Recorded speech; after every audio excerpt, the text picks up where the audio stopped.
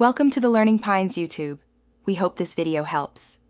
You start by verifying you have administrator rights and that Windows 10 is updated enough to include the ease of access keyboard options. Once confirmed, press Windows +I to open settings immediately. Don't click through menus. Next, choose Ease of Access and select Keyboard from the left column. You're acting now because disabling certain hotkeys is controlled here.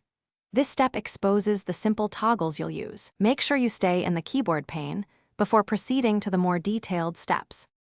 You will disable the common accessibility key features first. Toggle off sticky keys, toggle keys, and filter keys in the keyboard settings. Once done, if you need to block Windows key shortcuts like Win+L or Win+Tab system-wide, open gpedit. MSC and navigate to User Configuration, Administrative Templates, Windows Components File Explorer to edit the Turn Off Windows +X hotkeys policy. If gpedit is unavailable, you can modify the registry.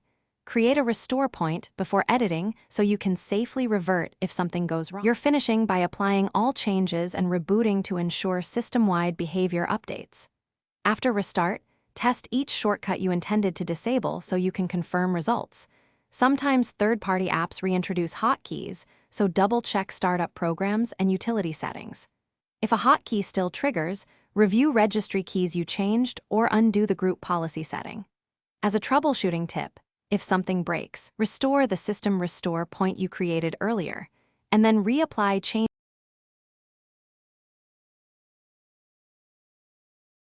Thanks for watching. Consider subscribing if we helped you.